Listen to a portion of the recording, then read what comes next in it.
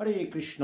নতুন একটা ব্লগে আমি আপনাদেরকে সুস্বাগত জানাই। আমি আজকে আমার মন্দিরে চলে যাব, সেখানে একটা নতুন একটা আলক্ষ্য, রাধা মাধবের আলক্ষ্য, সেটাকে কাটিং করে সুন্দরভাবে ল্যামিনেশন করেছি, সেটা আমি আপনাদের দেখাবো। আপনারা ভিডিওটি প্রথম থেকে শেষ পর্যন্ত দেখবেন না, টেনে দেখবেন না, অনুরোধ রইল। কারণ এই ভিডিওটি আমি খুব মনোযোগ সহকারে বানিয়েছি।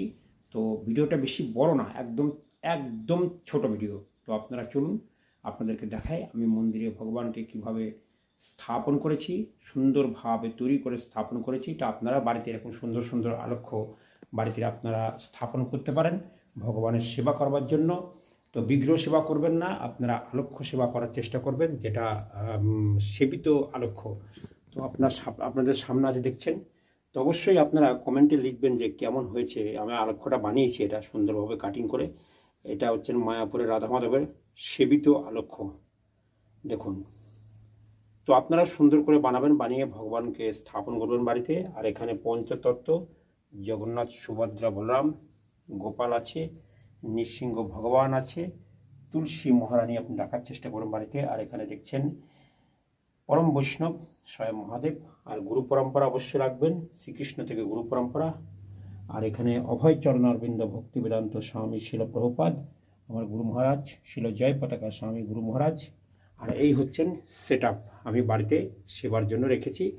যারা যারা বিগ্রহ সেবা করেন তাদেরকে বলবো যে আপনারা বিগ্রহ সেবা করবেন না। আপনারা যদি গোপাল থাকে, গোপাল নিয়ে এই জায়গায় ওই জায়গায় ঘুরবেন না, গোপাল নিজের মন্দিরে রাখবেন। রোজ সেবা করবেন ভগবানের, তাহলে ভগবান বুঝতে পারবে যে আমার ভক্ত আমার সেবা করছে। আর মহামন্ত্র যখন বাড়িতে মন্দির স্থাপন করবেন ফুল টুল দিয়ে, আগের আলক্ষ্য ছিল এখানে ছিল, এটা আমি সাইডে রেখেছি। তো আপনারা সুন্দরভাবে এরকম সাইডে রেখে ভগবানের সেবা করতে পারেন। তো আলক্ষ্যটা কেমন লেগেছে অবশ্যই আপনারা কমেন্ট করে লিখবেন। তো আমার ভিডিও তো অনেকে দেখে না, ভালো হয় না বলে দেখে না।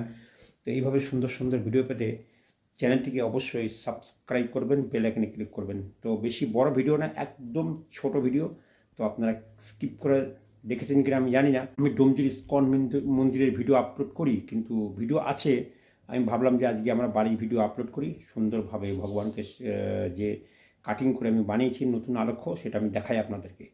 তো আমি অন্যান্য দিন যে আমাদের ডোমজুর ইস্কন মন্দিরের ভিডিও আপলোড করি, বিভিন্ন জায়গার ভিডিও আপলোড করি, কিন্তু বেশিরভাগ ডোমজুর ইস্কন মন্দিরের ভিডিও আপলোড করি। কারণ অন্যান্য জায়গার যাওয়ার অনেক পয়সা খরচা, তো ওই জন্য যেতে পারি না। ওই জন্য আমার মন্দিরের ভিডিও, ডোমজুর ইস্কন মন্দিরের ভিডিও, আমার বাড়ির ভিডিও, এইগুলো বানিয়ে আমি বেশি আপলোড করি।